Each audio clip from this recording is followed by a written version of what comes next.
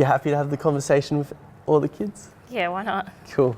So, I guess, so how do you have a healthy diet? Do you have an idea of a healthy diet? Yeah. So, with your idea of a healthy diet, do you sort of maintain it? How many times a week would you have takeout? At least, well, twice. Twice a week? Yeah. So what do you identify as takeaway?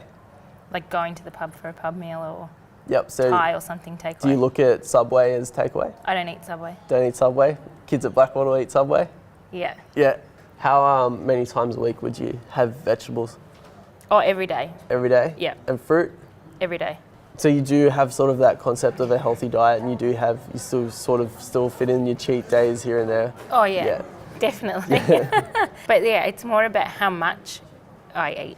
Yep. So like if I like something, I'll eat a lot of it. It might not necessarily be the worst food, like it's not McDonald's or Subway or something like that. But if there's like, I make a nice stew or whatever, I can't help but have a little bit more than I should. Yep. So it's more about that. Like when you're shopping for the kids? Yeah. What, do they sort of eat the same as you, or do they have more sort of takeaway just because they're young? No, I'm a bit of a Nazi when it comes to their food. I'll let them have treats and things like that, but they're not allowed to have, Cocoa Pops for breakfast or anything like that. I might get them in the holidays, just being nice. Yep. But like, they know things are treats.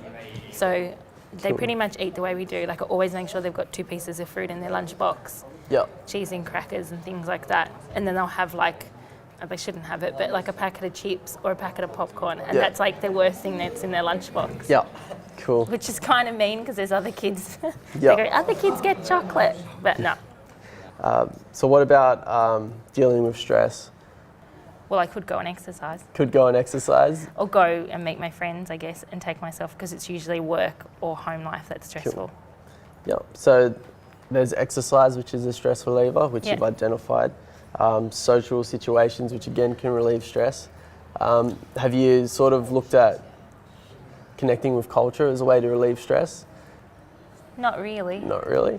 No. So what about something like fishing? Do you enjoy fishing? I love fishing. You love fishing? Yeah. So But there's see, that's something I do with my kids. yeah, so that's something you do with your Stressful. kids, so that would stress you out. Well, it doesn't. It's a nice family, like it's something that we do together that's nice, and the kids are quite calm in doing it. But yeah. So what would be some things that you'd put in place in your life to deal with your stress? I think I've just got to go and exercise more. Just I gotta- think making time for myself, like after they go to sleep or whatever. Yeah. I wouldn't join a gym because it's too expensive. Yeah, that's another thing. Time, cost. Yeah. So that sort of stuff is expensive. So you've come with us to Blackwattle where we did a Park Warrior and Kickstart program. Yeah. Where it sort of takes the cost and time out of it. So you as a teacher could participate in that Park Warrior. I would. Yeah. If the kids did it, I would do it.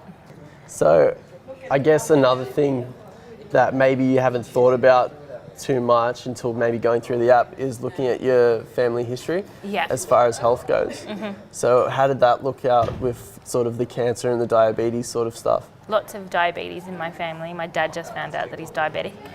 Yep. And he's not overweight, but his mum had diabetes. I know that my other 2 grandparents were diabetic. One of them died of cancer. Yep. So the cancer and the diabetes is a big thing in my family, I guess. Yep. So boys, what's the likelihood of Indigenous people going to hospital for cardiovascular diseases? No, 2 out of 3. 2 to 3 times more likely than non-Indigenous people. What's some approaches that you sort of take? So you're not a smoker, you used to be a smoker. Yeah. So how did you sort of give up smokes? I just gave up. I was only a social smoker. So like if I was out or something, I might have 1 or 2 cigarettes thinking, well, I was like, cool. But everybody else was doing it Yeah. as well. Like I had to be with them. Like I would be the only person left inside because they were all going smoking. But now I just don't smoke. It was more about my kids. Yep. So that was the reason for family? Where my husband's a full-time smoker and I would like him to stop. And I can see that he gets a lot sicker than I do. Yeah. Like chest infections, throat infections, coughing. He gets stressed if he doesn't have them, those sorts of things. And it costs a lot of money. Yeah. So I don't want to spend $100. If I was a smoker and he was a smoker, we'd spend at least $200 on cigarettes a week. Yeah, he'd buy a packet of cigarettes a day and it might last him sort of like a day and a bit, but he'll still have to buy a packet every day. Yeah. Yeah. Yeah, so it is hard financially. So I think we looked at someone else that's been through the Life app as well and done some tattoo stuff with us, talking about tobacco use. And I think it worked out to be like $6,000, $8,000 a year. I'd say at least, because if he goes out on the weekend, he'll have at least a packet. So that would have been 2 packets that day that he's bought. So how do you see sort of school kids, like teenagers that you work with, how do they sort of deal with their smoking if they're trying to quit? I think it's really hard for them because they don't know how to quit. Yep. Or there's not a lot of support for them to quit. There is kids who don't smoke and they'll be like, that's stupid, don't do it. But the kids who are already so into smoking, and I say like they're so dependent on it, so if they are stressed or something happens at school, the first thing they do is like, I need a cigarette, and that'll get them into more trouble at school. Yep. So they don't actually know how to deal with the stress of quitting either. Yeah. If you had some advice for other people that are going to sort of deal with stress, and what advice would you give them to sort of maintain a healthy lifestyle? I just think about what you eat and think about what you do with your body. So whether if you're smoking or whatever, try and cut down. Don't try and go cold turkey, because I've seen that hasn't worked with my husband. It just makes it more stressful and it makes it stressful for the people around them. And just be active. So if the kids are in the park, run around with them. Don't sit down and look at your phone. Like, try and get as active as you can, because I guess my kids don't let me sit down. I have to get up and play with them, which is a good thing. But yeah, try and be as active as you can. I guess another thing, seems that you're so busy, tied up with all the other kids and with your own kids and with work. When was the last time that you went to the doctors for a preventative health check? I haven't been for, like I say, 2 years. So, for a preventable one, like there's nothing wrong with me, I'm completely healthy, but just getting a checkup, it's probably been about 1.5 to 2 years.